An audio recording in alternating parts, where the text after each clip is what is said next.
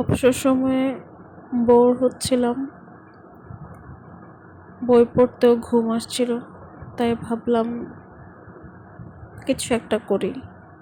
Video চ্যানেলে কোনো কিছু আপলোড দেই না।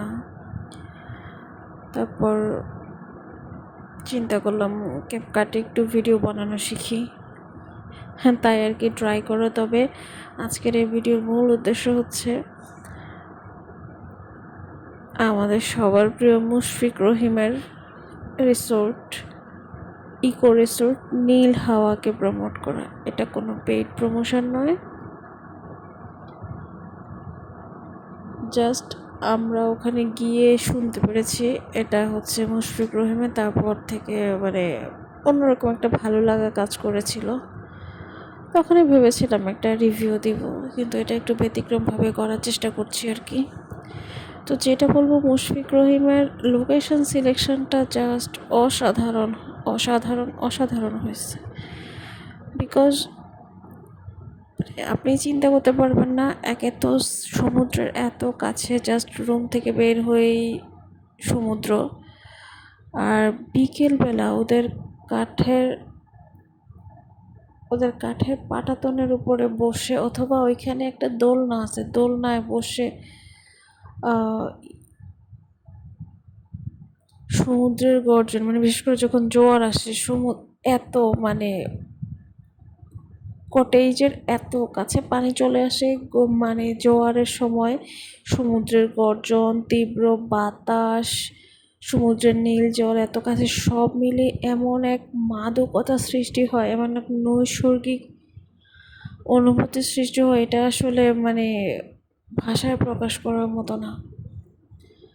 আর সব মিলিয়ে ওদের যে আন্তরিকতা ছিল, আমরা ওখানে যখন গিয়েছি, তো ভাইয়া চেয়েছিল পপুলার কটেজগুলোর কোথাও উঠতে, পপুলার রিসোর্টগুলোর, কিন্তু আমরা আসলে পাইনি তেমন।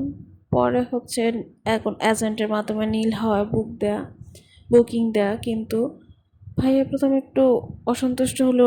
মুশফিক রহিম, আমাদের সবার প্রিয় মুশফিক রহিমের কথা শুনে সে অনেক খুশি, আমরা ক্রিকেট লাভার ফ্যামিলি। তো নতুন হিসেবে কিছু ছোটোখাটো সমস্যা আছে, বা সার্ভিস আর একটু বেটার হতে পারতো, কিন্তু ওদের আন্তরিকতা 100-তে 110। যেহেতু হচ্ছে বছরের কিছু সময় হচ্ছে বন্ধ থাকে, আর এখন ভূ রাজনৈতিক কারণে তো নানা ধরনের নিষেধাজ্ঞা, তো এজন্য ওরা পার্মানেন্ট কুক রাখতে পারে না। কুক নিয়ে একটু প্রবলেম হয়েছিল, বাট রান্না ভালো ছিল, আর সমুদ্রের একদম ফ্রেশ তাজা মাছ, রান্নার টেস্ট অসাধারণ ছিল। আর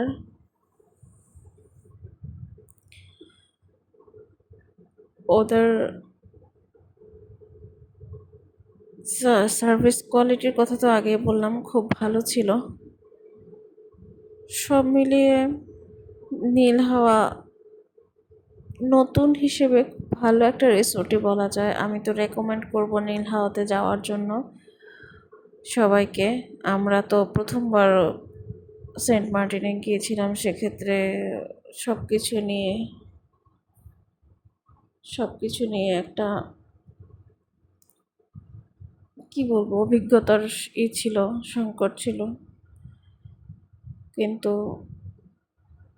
লোকেশন সিলেকশন প্লাস ওদের আন্তরিকতা আমাদের ট্যুরটাকে অনেক কমফোর্টেবল করে দিয়েছিল।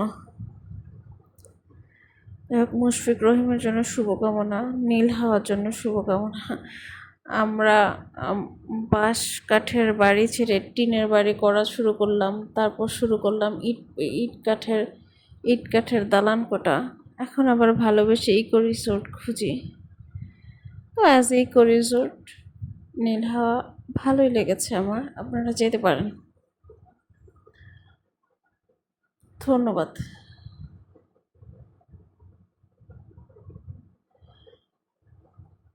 আশা করছি পরবার গেলেও নীল হাওয়াতে ওঠার চেষ্টা করব।